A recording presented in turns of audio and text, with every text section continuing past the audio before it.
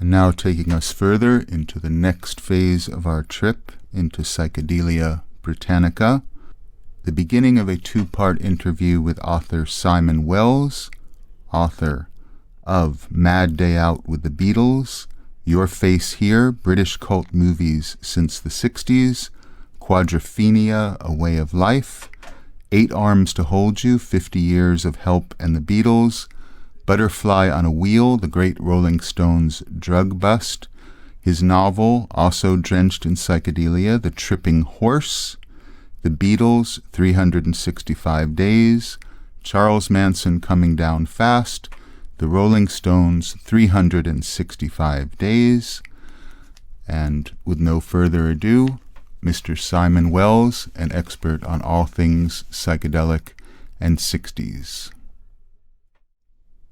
Welcome to the show, Simon, and let's just dive right into it. Our listeners have heard the first part of the show was set in 1968, and I've invited you here to discuss something that we discussed when we met in London a few months ago. Let's just get right into it. How did this mysterious substance, lysergic acid diethylamide, become introduced into the London music and art underworld, and what effect did it have? Because you've looked into that in detail in your many books and your own personal research. If you could tell our listeners, how did that happen? I think certainly in England, let's forget merry pranksters and what was going on, Timothy Leary in the States. It had a more subtle introduction, and it was championed by psychotherapists for discrete use. Early 1960s, there's some recollections of, in particular, the comedian Frankie Howerd, actually, one of the biographies of him, having a twin counselling session with LSD in a hospital. There's also footage of the British Army. I think the actual words were being exposed to LSD. So it was around, but it wasn't connected with the art world as such. It was, if anything, the art world, and I include musicians, had really picked up on what was going on in the States. So as far as Britain was concerned, what was going on in the clinics, and we have Aldous Huxley and other writers with a heavy connections to the UK, had actually sort of, obviously, Kursler and had made reference to it, but it really, when we're talking about popular culture, hadn't really made a connection. But because of intellectuals like Huxley and people like that, it had certainly a higher tone to it than the San Francisco scene, and it had a more, I think so. It was certainly within an intellectual illuminati. I don't think it had sort of seeped through to the pop world as such, and that's for me where the interests, as with all these things, happen. As I say, certainly with the front line of the British rock illuminati, the Stones and the Beatles and the Who and other bands, had really not heard about it really until 1965 when.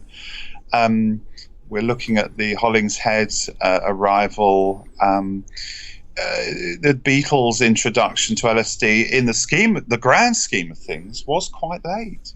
We're looking at June 1965. Can you explain for our listeners that may not be au fait with the whole LSD saga who Hollingshead was and how he came into the English pop and art world as a sort of Johnny Appleseed of acid? Yeah, indeed he was. An acolyte of Timothy. I mean, he claims he's the man who turned on Timothy Leary, so that's quite a, how shall we say, it's quite a credit. But he arrived in London in 1965, by all accounts. I mean, every movement of his is quite sort of fragmentary. But and he was an evangelist for LSD, and he set up what he self-proclaimed the World Psychedelic Centre in Pont Street in Knightsbridge, which was a very posh address. In fact, it was pretty much a dingy basement, but hey, it was Mayfair. And he operated from this flat, and word started to get around because he was quite liberal with his administering of it. And it's again, though, this is before, and I always always keen to point out the Beatles, because the Beatles, in a sense, many people have taken LSD before the Beatles, but the Beatles popularized it. But this was happening before their introduction to it. But there, as I say, many people were turned on from that premises, and he was quite sloppy, and and also, as I say, LSD was illegal at this point. So it wasn't until the amendment to the Dangerous Drugs Act in August 1966 in the UK and November. Mm-hmm. And then in I think October of '66 October, yeah. in America, exactly. Yeah. 666 or something, October 666, which everyone was right. No, many people interpreted that as a sign of the Antichrist trying to prevent consciousness from expanding. The fact that it was on that date. Yeah. So, less historically in England, it was August, but going back to 65, right. And this acid wasn't sold. I mean, it was just handed out on little strips of bread, as is recalled. Mm-hmm. And the Pretty Things, the band, they'd been there, and Donovan historically had been there, and the Pretty Things had released a single called LSD back then. So they beat certainly the front line of the rock stars of the period in making coy references to it. Mm-hmm. So he was important, Hollingshead, in this respect. Then the Sunday People got hold of it. This is when it started to gain a strong momentum.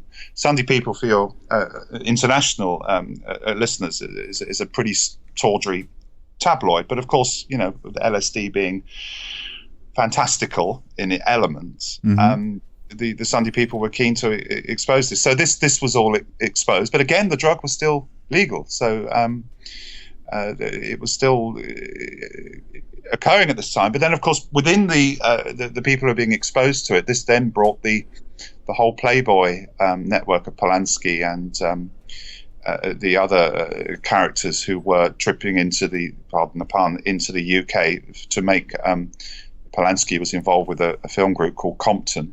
Mm-hmm.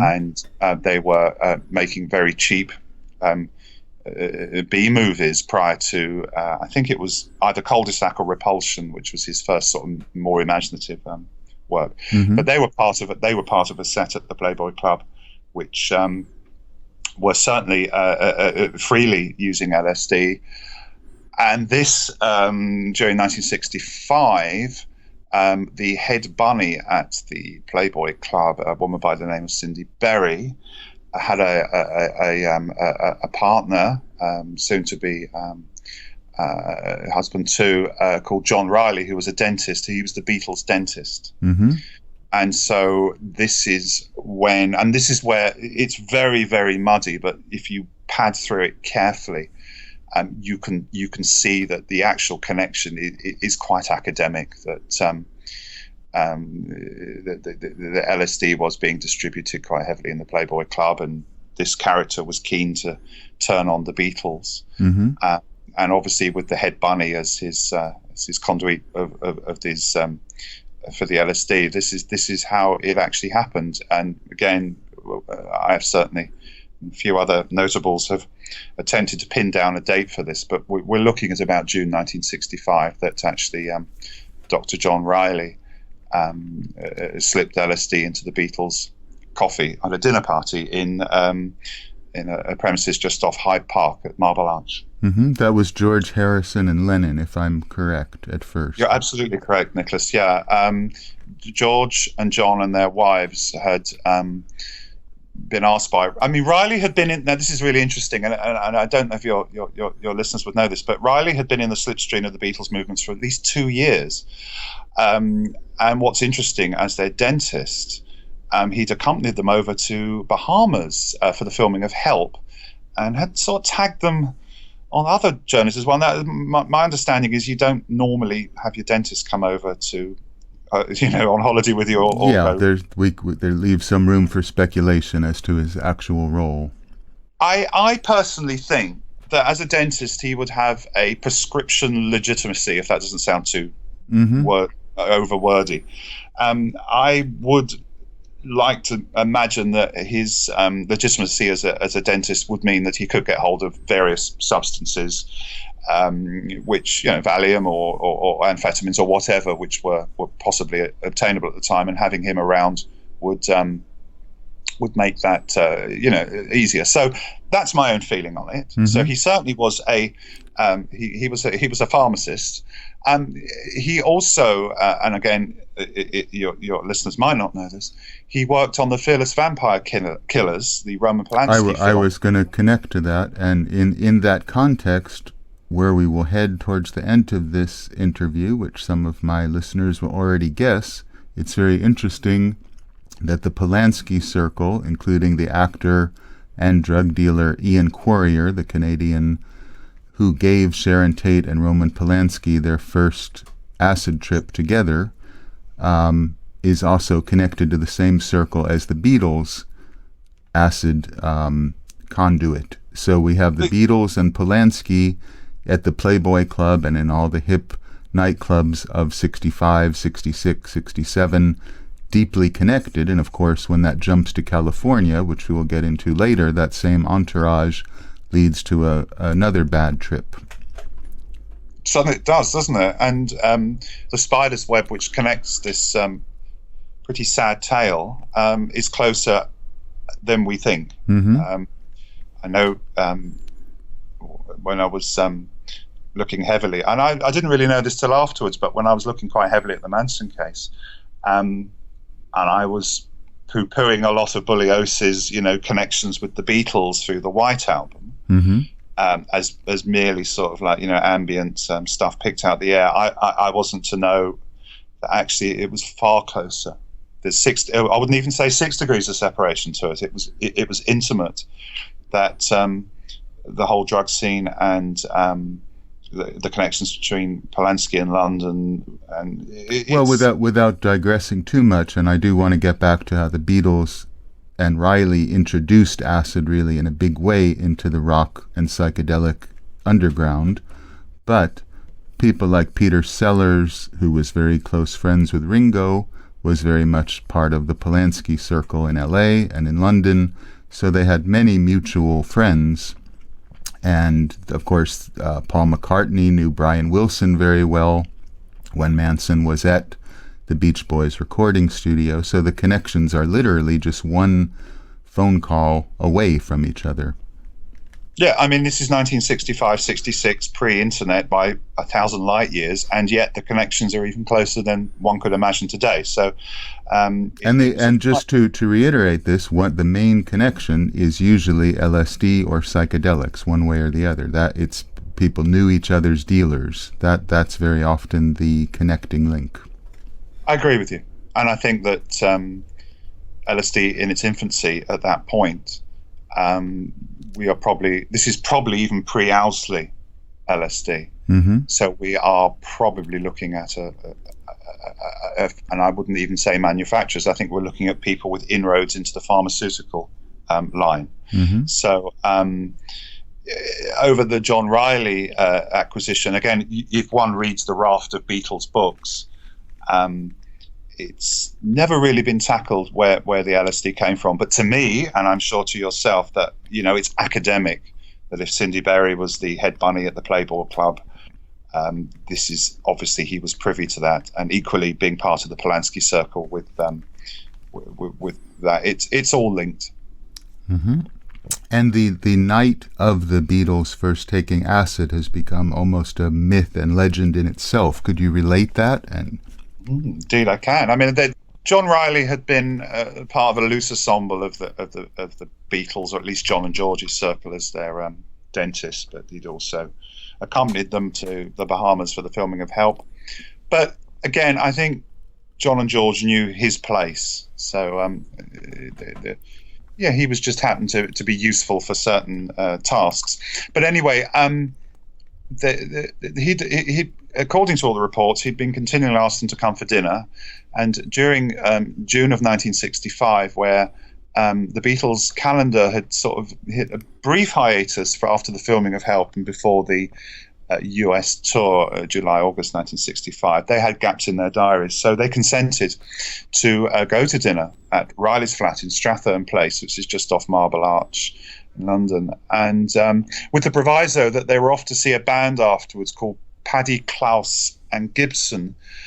Klaus Forman, their friend from Hamburg. Klaus Forman, who designed the iconic cover of Revolver and played on several John Lennon tracks, right? Yeah, that's the guy. Yeah. Mm-hmm. So in a sense, they had the get out of jail card, so to speak. You know, we're going for dinner, but we're heading off. So it seems like it was reluctant. But anyway, they went to this flat. They met Cindy Berry. Cynthia recalled, and her vision, her memory, even though she's passed, her memory was fairly clear.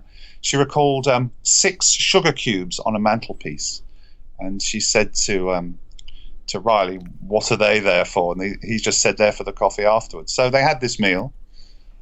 By all accounts, they're looking at the clock because they didn't want to be late for this gig, and apparently, again, to various conversations, that the conversation did lead to LSD at one point, and Lennon reportedly said, "I heard about it. I would rather be given it rather than take it. I'd rather be given it without my knowledge." And that was apparently a little bit of conversation, which to me seems about right, because actually Riley had acquired LSD, which he put on the sugar cubes, and he did give it to them without their knowledge after the meal. Mm-hmm. They, obviously having their coffee, they thought, well, that's the end of the meal. We're off to see the band at the club, and informed Riley that they were now leaving. And he said, "You can't go." And they said, "Why?" He said, "Well, I've just given you LSD." Again, as I say, I think that was possibly due to Lennon's request, inadvertent, as it might have been. Everybody else in the party was terrified because they didn't know. And in fact, George Harrison actually was saying he thought it was an aphrodisiac. So he thought there was going to be some huge orgy kick-off. Mm-hmm. Anyway, they were in a hurry to go, and they said, "No, we're off." And they jumped. They'd actually travelled down from Weybridge in a little mini car. So right. Leapt into that. Riley in pursuit, because he knew, obviously, that driving on LSD is at best inadvisable and at worst possibly fatal. And he followed them, but they were going off to see Paddy, Klaus and Gibson at the Pickwick Club, which is in Soho. So they actually managed to get there. And actually, having done the trip myself, it's a good 20 minutes from Marble Arch to... Enough time for the acid to kick in other words. Yeah.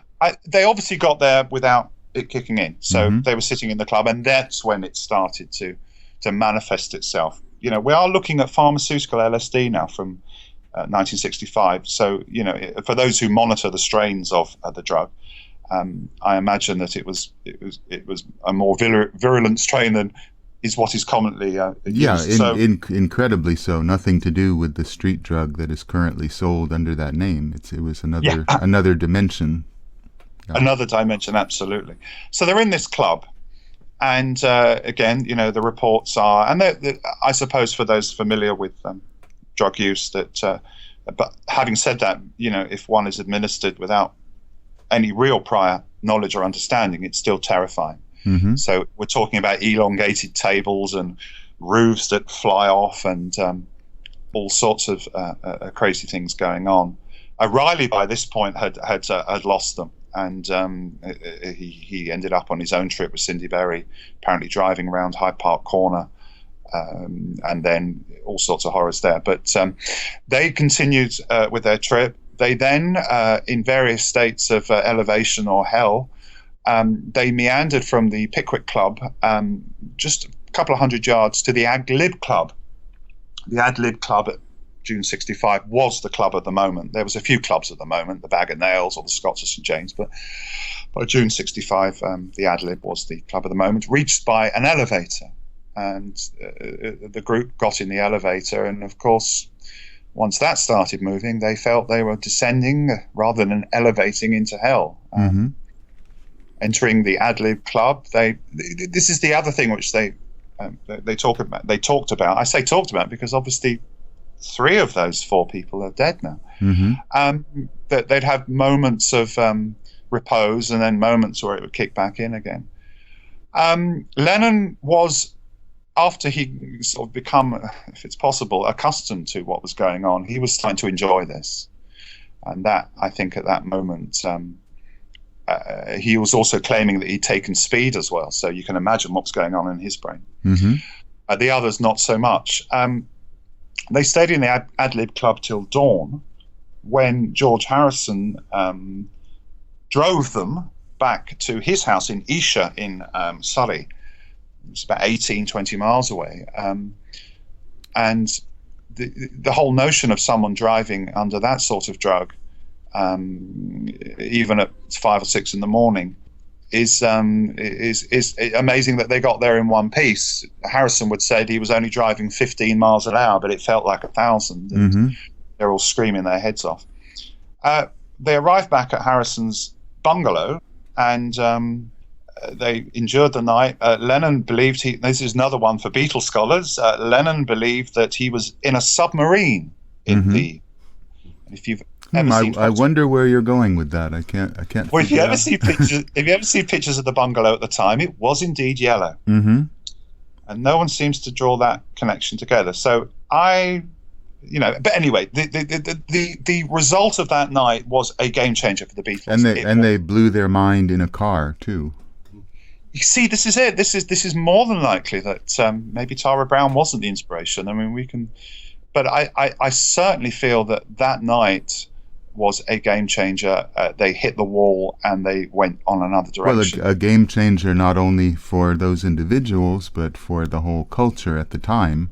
So it's interesting in terms of how modern historians tend to look back at that as a utopian, whimsical moment, but they felt like they were going into hell and that they were actually dosed, which was considered extremely unethical in hippie circles, to lay acid on people without their knowledge. When you consider that the Beatles' huge cultural influence at that moment probably had much more to do with the psychedelic revolution internationally than even Timothy Leary, it's interesting that that's how it began. Absolutely. And I think that, having said that, the seeds planted in their head that night would take a while to germinate. If we can measure this by the Beatles' recorded output, Mm-hmm. their following album, Rubber Soul, isn't to me a psychedelic album. I think it's a very folky album. It's more infused with marijuana, I think, than LSD. But then there's Tomorrow Never Knows coming very soon. Yeah, we're looking at March '66 for the recording of that. So that's possibly 9 months. And also there was another LSD experience in Benedict Canyon very soon after the dental experience, as it's been come to know. Mm-hmm. And that included Peter Fonda and members of the Byrds, and also Ringo, who undertook the psychedelic moment. And again, other more unpleasant things happened in Benedict Canyons a few years later that were connected to the Beatles and acid. So again, an interesting combination. Nicholas, it's again, as you rightly point out, that these people were walking a very similar line. Mm-hmm. And it's pre-internet, pre-wireless, pre-whatever, that the signals were traveling, whether they knew it or not. And the imprint from this, the vibrations were certainly moving around. Mm-hmm. One thing I wanted to get into is the Beatles were generally cosseted by the establishment press and the media, but there was another semi-rival pop combo who people may remember called the Rolling Stones, and you have researched their acid adventures extensively for your book, A Butterfly on the Wheel, which I can recommend heartily to any listeners. Could you explain how the incident of the Rolling Stones' arrest changed the whole landscape of how psychedelics were treated in Britain? If they were sort of an intellectual curiosity when they were legal, if that makes sense to jump from the Beatles to the Stones, and how that their arrest and trial and we could get into the mysterious figure known as the Acid King. How did that change the psychedelic landscape of British rock culture? It's a very good point. I mean, the Redlands drugs bust, which I think we could possibly say is the most infamous drugs bust of the 20th century, occurred in February 1967. So behind that, if we're looking at the Beatles' acid experience, which probably creatively manifested itself in the Revolver album of July 1966, the Rolling Stones again had their own acid adventures. They hooked up with the Merry Pranksters after a gig in California in, I think it was December or November 1965, and were fairly seasoned to LSD use by the end of 1966. They made no real references to their LSD use. I must be careful. Their LSD use in their music, although one could say Paint It Black and 19th Nervous Breakdown would probably have echoes of LSD after effects. I would think so, yeah. Yeah. But they also had other songs like Mother's Little Helper, which is obviously a very overtly paean to amphetamine use, and which see a lot of housewives were indulging in at the time. But where the Beatles had a press divinity, so to speak, the Rolling Stones were the antichrist of that. And that was pretty well honed by their manager, Andrew Loog Oldham, who really wanted to create the negative to the Beatles. Because as we know, or maybe not, but for as many people who were as enchanted by the Beatles, there were as many people who actually didn't buy into that sort of saccharine, sugar, smile, thumbs up, Liverpool lads, happy-go-lucky. I have to admit I'm in that camp. I was never a Fab Four fan, although I appreciate some of their music. So, yeah, but it is important for people now who look back at it all as one big happy family. There was there was a lot of hostility to what was seen as the manicured, almost boy group packaged Brian Epstein way that the Beatles were sold, whereas the Stones were seen as more authentic. Whether that's true or not, of course, Andrew Loog Oldham completely packaged and manicured them in a different way. But it's important to understand there was that opposition to the Beatles. They were not universally heralded as messiahs at the time. Totally correct. And as I say, it's a power of the press at the time that, I mean, let's say this as fact. The press knew the Beatles were taking drugs, shagging groupies, doing all that, fully aware of it. But they didn't really want to spoil the party. And anyway, they had the Rolling Stones who were doing that, and they were quite happy to sort of, present that sort of grubby. Right, that was my point, that the Beatles were protected by the press. And what you revealed in exposing a lot of the myths about this incident of the infamous Redlands bust is that basically it was a media-created event. It was designed to frame the Rolling Stones and to tar the whole counterculture in London. So can you explain how the British tabloid press set that up according to your research for your book? Yeah, I will say by extension to tar the underground, and I'll go into that. But basically the Redlands drugs bust came about because the News of the World, which everyone should know was probably the grubbiest Sunday tabloid in Britain, had, again, it's all in the book, but I'll boil it down. They basically had a huge circulation war with the Sunday people. The information feeding into them about pop stars' use and drugs, they had decided not to expose that because they actually quite enjoyed they were good copy, the pop stars, and there was a danger that if you did that, it could alienate a large group of the readership. But anyway, by the end of 1966, the News of the World decided, with a new investigative group of journalists, to present a report called Pop Stars and Drugs, Facts That Will Shock You.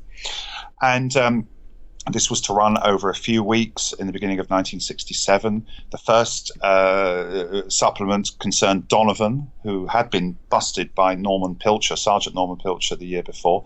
So there was no redress on that. And Donovan, who I should say, whose music much earlier on was making very clear references to acid. Agreed. Sunshine Superman and The Trip, obviously, 65. So that was predating the Beatles' adventures with that. So they could print anything about Donovan because he had been busted, but it was the second issue which really did set things moving. Given the sloppy nature of the journalists, they'd actually chanced upon Brian Jones at a club in London. Jones would always say that I'm the leader of the Rolling Stones, and perhaps he was. He certainly started the group. But their information was translated into leader of the Rolling Stones, Mick Jagger. So they made a big faux pas by printing that Mick Jagger was claimed to be saying he took LSD and he gave drugs to fans and he smoked marijuana. Mm-hmm. Well, and that was in fact Brian Jones. It was indeed Brian Jones, who was very sloppy and liberal with his comments about, but it was a huge mistake, and it was printed. Now, Jagger was on holiday in Italy with Marianne Faithfull, so there's no way he could have been in this club. So he actually instructed his lawyers to put a libel claim on the News of the World. This libel claim, again, with Alan Klein recently in the management fray. The main reason for the libel action in the size that it was is the Stones were dependent on squeaky clean US visas to get into the States for touring and where the money was. Mm-hmm. So this could have effectively compromised that. Anyway, the News of the World, knowing that now that they've made a huge mistake, they had to embarrass Jagger's libel suit. So consequently, they sent out many of their reporters and informants to infiltrate the Rolling Stones organization and attempt to find Mick Jagger in possession of drugs. Mm-hmm. In London at this time, there was a character who'd blown in, no other word for it, by the name variously David Schneiderman, David Britton. Right. This was the Acid King I referred to briefly before. Yeah, he's an interesting personage. A variety of aliases, probably known as Acid King or Acid King Dave. So that was the and most people really. I mean, I think Christopher Gibbs I spoke to said he'd been at every single party at the beginning of 1967 in London. He just was, and he was handing out LSD. This was, by all reports, early Owsley, California Sunshine. Mm-hmm. Which reports were that this was an elevation beyond what was already available. And he was handing it out, and again, as reports with a patois which was evangelistic, acid evangelistic, probably a step beyond what Timothy Leary was proclaiming. So mm-hmm. it gave him a currency, and it gave him a credibility. Anyway, a party, again, there was plenty of parties held within the Rolling Stones circle, but anyway, I'm sure that will come as a shock to anybody, but I but this wasn't a tea party. This was going to be a party where David Schneiderman, Acid King Dave, was going to be the star guest, and he was going to hand out the California Sunshine amongst a small coterie of the Rolling Stones circle at Redlands Cottage in West Wittering, which West Wittering is in the south of England, and it's a pretty little village where Keith had bought a sort of rambling farmhouse. And they were all going to go down there for this party. Well, anyway, the News of the World, obviously with their noses to the ground, had got wind of this. So they had the scenario which they were wanting to set up.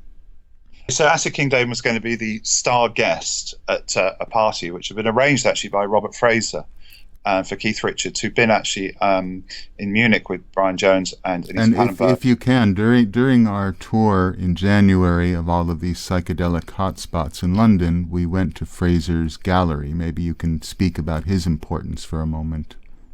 Yeah, Robert Fraser. When we talk about swinging London and the history of it, there was maybe only 100 people who were actually in this circle, and for many people, Robert Fraser, art dealer, gallery owner, bon vivant, psychedelicatesser, whatever you like to call him. I mean, he really was a linchpin. So he was an organizer as well. Many people, despite his penchant for getting out of it every possible moment, he was a great organizer.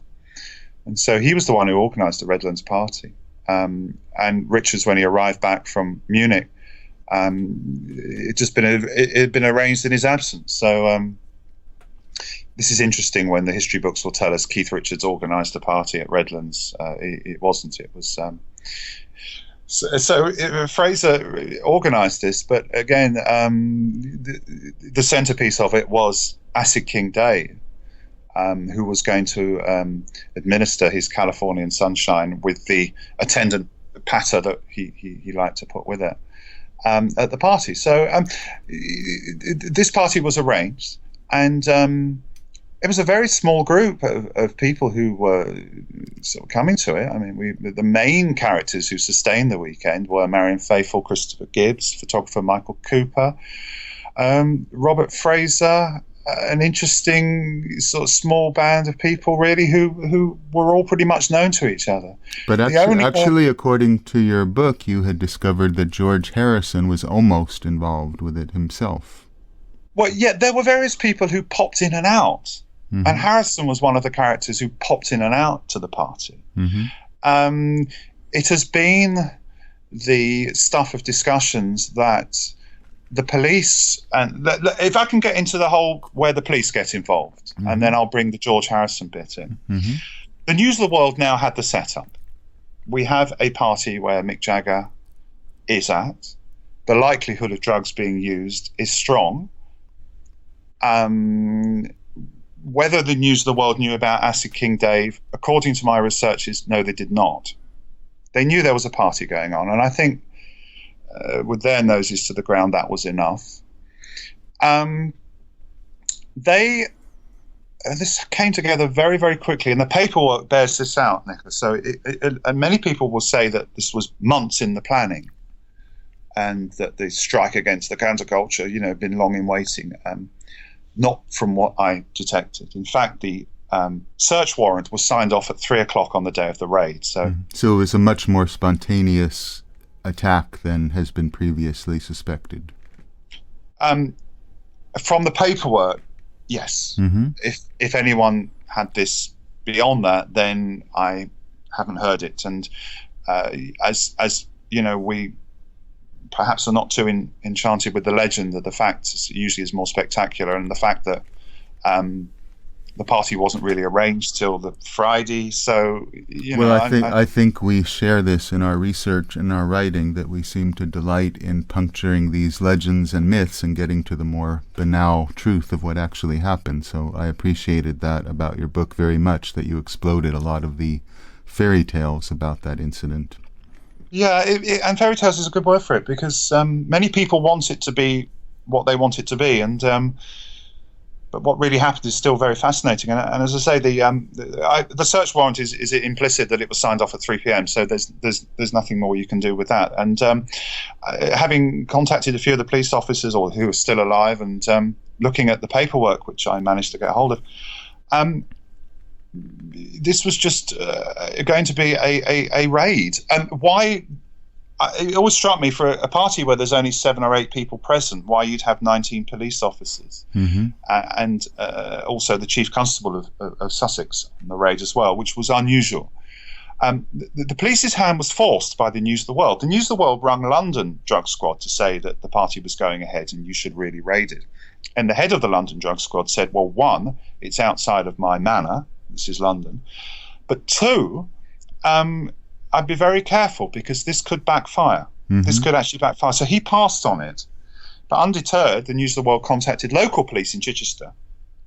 And they got hold of a traditionalist copper who happened to be on duty that Sunday, who acted on information. So they were lucky with that. And a band of policemen was drawn together. Some of these coppers were your archetypal British Bobby. There was one character who was part-time at Bognor Regis, who was on a push bike. This is how mm-hmm. These are not instruments of the establishment out to destroy the counterculture. These are, the very mundane coppers. Right. The reason why there was 18 or 19 was principally because Rolling Stones party, in most people's consciousness, even in 1967, might mean a few hundred. Right. Not 8 or 9. So that's the reality, as far mm-hmm. as I'm concerned. Mm-hmm. So they went to the house. At this point, now this is conjecture, and it's formed the basis of many conspiracy theory, that George Harrison left the property as the police arrived. Were they waiting at the end of the drive for George to leave? Mm-hmm. There's no paperwork to suggest it. The policeman I spoke to, one of the characters, who said there was possibly some of the coppers involved on the raid, given their dotage, wouldn't have known who George Harrison was. Mm-hmm. It's not in any of the paperwork I sourced. But it's sort of become a rumor that the Beatles were protected from this sort of thing by the establishment press, where the Stones were targeted. That's been the legend that's come out of that incident. Yeah, I mean it's a cute theory. Mm-hmm. I don't know, the speed in which it was thrown together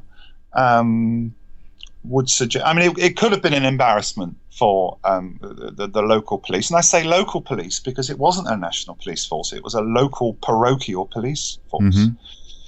Mm-hmm. You know, but anyway, let's just say. Well, as so often happens, in retrospect, people put together a more thrilling narrative than it may have been.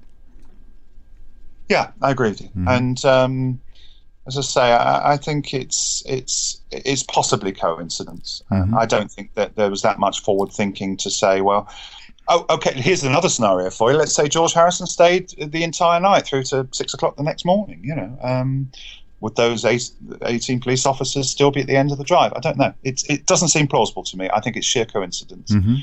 Although there is a one of the first reports of the raid, which interestingly came 2 weeks later, said that an international pop star and his wife left moments before the raid, which I thought was interesting because that would only be known to certain people. Right. Although if the informant was still active and hadn't been identified at that point, he was possibly still feeding the press. So that's possible as well. But the result of the arrest and the raid and the trial on British culture, and then how acid and psychedelics and drugs were seen, which you cover in your book as well, how would you describe that? How did it change the atmosphere of British rock culture and its connection to LSD? The resulting raid, trial, and conviction became very much a cause célèbre. It was a polarized opinion in the UK, even in 1967, regarding drugs. It certainly led to a more open attitude towards marijuana use. And let's remember that the Redlands raid didn't produce much drugs. Mm-hmm. It produced very little drugs and no LSD. Right. Although I have the inventory from the raid. And against popular mythology, David Schneiderman, Acid King Dave, was searched very thoroughly, and a lot of material was found. Mm-hmm. He couldn't be charged because he cleared off. Right. But on Keith Richards' person, Mick Jagger's person, we are talking about roaches, scrapings from a fireplace, and 4 otherwise legally obtained amphetamine pills on Mick Jagger. Mm-hmm.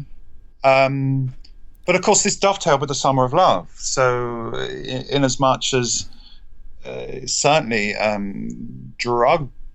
opinion of drugs in the UK and possibly worldwide, there was little discrimination between marijuana and LSD and heroin. You know, they were all narcotics. Right. So, in a sense, on one side, and we also have to look at the legalized cannabis marijuana advert, which appeared in the London Times in June 1967, it did rationalize attitudes towards drugs, and it did, in a strange way, it did inform a lot of people. But of course, as far as the media was concerned, drugs were drugs. So it was. But in a way, it backfired because of the famous butterfly on a wheel editorial.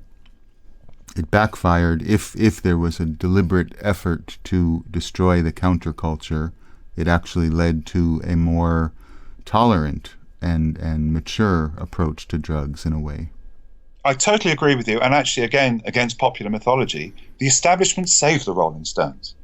The London Times wrote an editorial supporting the Rolling Stones. The High Court, the highest court in the land, threw out the convictions or quashed them.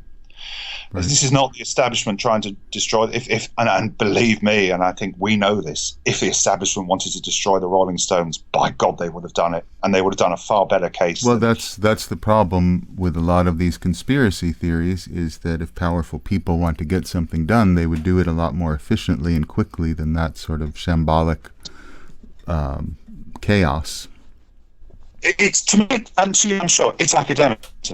If the CIA and MI5 wanted to destroy this. Wait, one second. We have to give it a second because it had a poor network connection. If you can remember give it 1 second. Yeah, so I think he started with it's academic, but maybe we can, if he...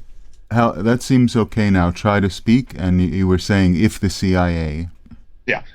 I mean, it's against popular mythology, but my God, if the CIA, MI5, British government wanted to destroy the Rolling Stones, they would have done. If the establishment wanted to stop the Rolling Stones from to cut their wings, why the hell were they let out of England to go to Morocco the following week? Exactly. Now another rumor that we can explode is I met Schneiderman, David Jove, the Acid King, in the 80s when he was a figure in the post-punk new wave world of Los Angeles and was involved with new wave theater and Peter Ivers, and I had no idea about his past. I hadn't even heard any rumors that he was the Acid King, though I knew that story, and nobody I knew who knew him was aware of it.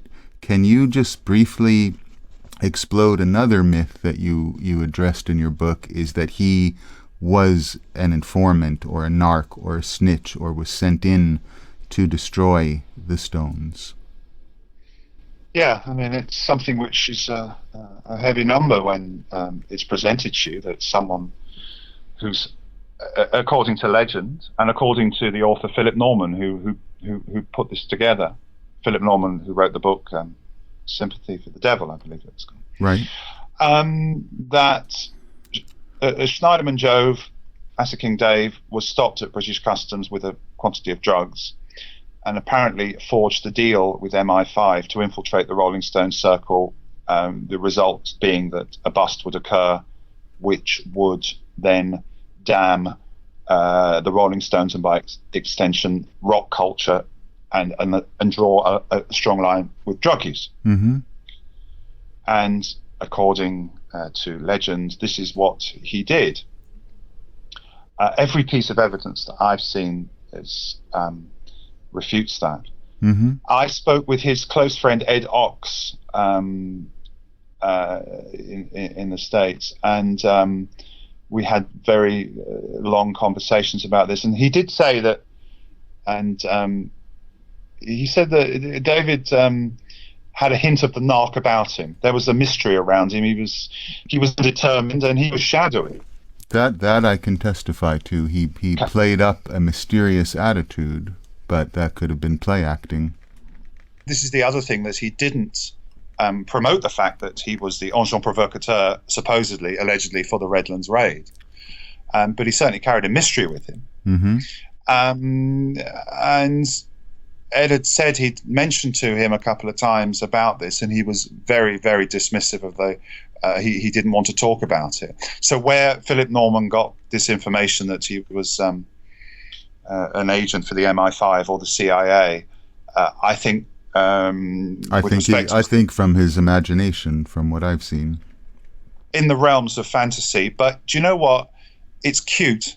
It actually draws it's believable. But again, those agencies are more concerned with terrorists, and the real establishment, if we want to talk about the establishment, was News of the World. Mm-hmm. It was the readers of the News of the World behind their breakfast on a Sunday morning saying, look at those long-haired louts having fun. Mm-hmm. That was the establishment. Right. The News of the World spoke for them. So basically... Well, actually, strangely enough, American and British intelligence at that time tended to be rather more intellectual and more open to countercultural thinking. If you really look at their thinking, they considered that to be a better counterweight to communism. So it's been a misreading that there was this evil establishment trying to destroy the counterculture, at least in those terms. It wasn't coming from the intelligence people. It's a wise point, and if you want to look at the transcripts of Parliament regarding this whole scenario, many erudite, learned, and aristocratic personalities were supporting the Rolling Stones. Exactly. So, it's all rubbish. It's all nonsense, and it remains in the hands of people who want a fantastic scenario. Right.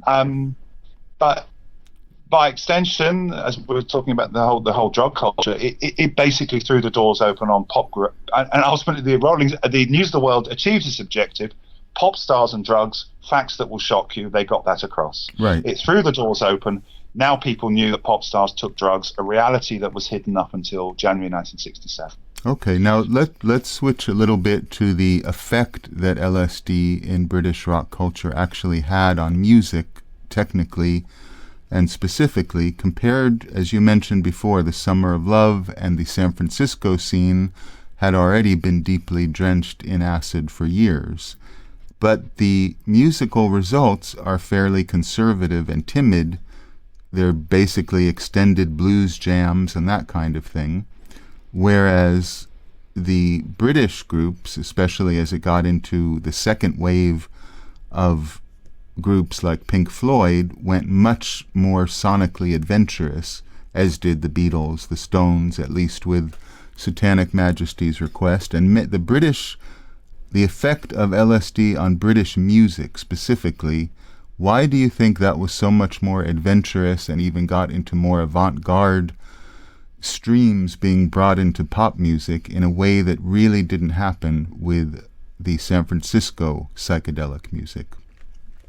It's a very good point. And as you say, I remember, and this brings back a memory, when I was first heard about the Grateful Dead, I imagined, wow, it's going to be far out psychedelic freak out, and it was long jams, blues jams. I said, no, yeah, it's more of a tranquilizer than a psychedelic. Yeah, I thought that was a strange one, but the country influence over there it was strong, and that even made its way into sort of psychedelia. In Britain, I don't know. I like to think it was a reaction against the austerity of Britain that made people go deeper, and maybe that we were in a country which everything closed down on a Sunday. Shops closed half day on a Wednesday from the war. There was only 2 television channels. Playgrounds in public parks were closed on a Sunday as a respect to the church. This was a very austere nation. And so I think in a sense LSD freed up the British bands from that. And they went far further than a country that possibly like America, which had all those accessories. So that's my own take on it. I've often thought too that as the word psychedelic means mind manifesting, it shows you what's already in your mind, right? It's a telescope to show you what's there, rather than introducing something new. It seems to me a lot of what we now think of as the British psychedelic sound is very Celtic. There's almost a revival of paganism that comes through that sound, along with the Eastern influence, which is part of your colonial history. So if you could reflect on that a bit. No, it's really interesting. And again, I think when George Harrison first discovered Indian music, which I would say George Harrison was the main instrumental in bringing ushering in that sound. He was interviewed, and interestingly, he discovered that music around the time of the filming of Help, so very close to the LSD experience. But he said it just sounded so familiar to him, and then I always feel that then we really are getting into deep resonances with our Celtic past. And as I say, I think that certainly a lot of the bands, the Pretty Things, the Who, the Beatles, they were also from art school. They had obviously an interest in art, and certainly the swinging London counterculture was deeply embedded with art, and so all the references were around as well. And LSD dropped into that as well. So I think there's a great quote from Derek Taylor, the Beatles press officer, and I'll always remember it. He said that the Beatles, traversed in a space, and they found more Liverpoolness in themselves, you know. And I think that's one of the things of LSD use, that it probably does look at past lives and does resonate. Again, in George Harrison's, you know, he found the music of Indian music very familiar. So there's a quote from him when he took LSD, and he had this phrase, "Yogis of the Himalayas" came to him, which he had no idea what that meant, right? What a yogi meant, but it felt familiar. Mm-hmm. John Lennon, you know, with his complex childhood, he wrote a song under the influence of his second LSD trip called "She Said, She Said," which talks about when he was a boy, everything seemed all right. So this is the sort of powerful psychotherapy of LSD, which was sort of mining their pasts, you know. Mm-hmm. And the other thing which is really interesting, Nicholas, is that certainly in Britain, with the advent of LSD, was the emergence of all these shops which were selling Victorian or Edwardian clothes, hung on you, Granny Takes a Trip. Yeah, so it was a rediscovery of the 19th century as well. Yeah. Yeah. You know, so that, again, it's not a forward-thinking drug, is it? It's mining a past. No, there was a great deal of nostalgia involved with it. So, in essence, what would you say, when we took our tour in London, you and I, walking to all the psychedelic hotspots of the 60s, and we both saw the sterility and lack of creativity of modern London and modern Britain, and there basically is no genuine avant-garde underground of any kind that either you or I were aware of. Do you think that it was the effect of acid and LSD itself that created this creative renaissance in British culture, or was it historical circumstances that happened to combine with that chemical? I would say it was a combination, Nicholas, and also I would say it was a youth explosion, which, as we know, was created by at the end of the Second World War, this mass orgasm of soldiers returning home and joyous flowering of a generation of young people searching. I mean, there's other elements as well, such as the end of national service in Britain, a certain amount of wealth being redistributed, which obviously was giving people greater freedoms. And then into that is the drug culture, and then into that is the advent of LSD. So to me, it's a cocktail. It's a cocktail of elements which no one could have predicted. And for me, but even saying that, 1965, 66, as George Harrison once said, you know, smoking pot was like having a beer with the lads, but taking LSD was like going to the moon. It's still fantastical for the time. It's still out of the box. It's still interstellar. And why do you think, my final question, why do you think that flowering of creativity and imagination and forward-looking advanced thinking ended so abruptly? Oh, I think that an overload occurred. You know, this is trying to force 10 gallons into a pint pot. And at the beginning, it's a great rush, but then you get to a point where the bottle's full and there's a huge... I mean, the 60s today, for me, are still unraveling. Every moment of the 60s has been filleted and it's been constantly reevaluated. And so LSD, with its fantastical properties, it's going to take 1,000 years to fully understand what happened. But as I say, LSD acted... of a scene that was already in an ascendancy. Actually, it pushed it beyond anything that was around at the time. So why it ended so abruptly was just basically it was a freak out. People couldn't cope with it. It was too much of a rush. Okay, well, we've come down for now. And we will conclude this section of our conversation. You spoke about a freak out.